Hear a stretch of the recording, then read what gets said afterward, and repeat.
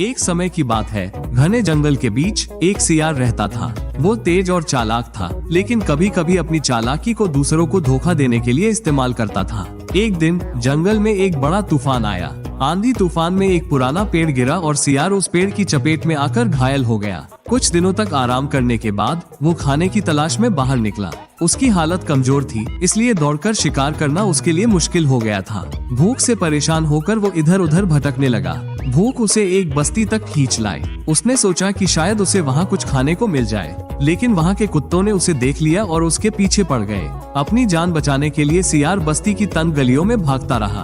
भागते भागते वो अंग्रेजों की बस्ती में पहुंच गया। वहाँ उसे एक बड़ा ड्रम दिखा जिसमें कपड़े रंगने का हरा रंग भरा था। अपनी जान बचाने के लिए वो उस ड्रम में कूद गया। ड्रम से बाहर निकलते ही सियार ने देखा कि उसका पूरा शरीर हरे रंग का हो गया था। ये देखकर वो खुद चौंक गया। जंगल वापस लौटने पर दूसरे जानवर उसे देखकर डर गए। सियार ने देखा कि उसका नया रूप उसे सभी जानवरों से अलग बना रहा है। उसने इस मौके का फायदा उठाने की सोची। सियार ने ऊंची आवाज में कहा, जंगल के प्राणियों, मैं कोई साधारण जानवर नहीं हूँ। ये हरा रंग मेरे ऊपर भगवान का आशीर्वाद है। उन्होंने मुझे तुम्हारा राजा बनाकर भेजा है। सभी जानवर उसकी बातों में आ गए और उसे अपना राजा मान लिया। सियार ने खुद को महान सम्राट घोषित कर दिया। शेर, बाघ और हाथी जैसे ताकतवर जानवर भी उसके आदेश मानने लगे। सियार अब राजा की तरह रहने लगा। हर दिन उसके लिए शाही दावत का इंतजाम किया जाता। लेकिन उसने एक चालाकी की। उसने जंगल के सभी सियारों को बाहर निकालने का आदेश दिया ताकि उसकी सच्चाई न खुले।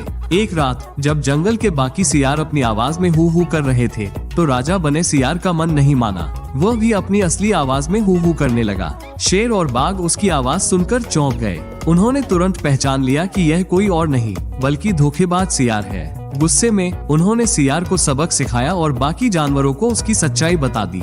इस तरह धोखेबाज सियार की सच्चाई सबके सामने आ गई।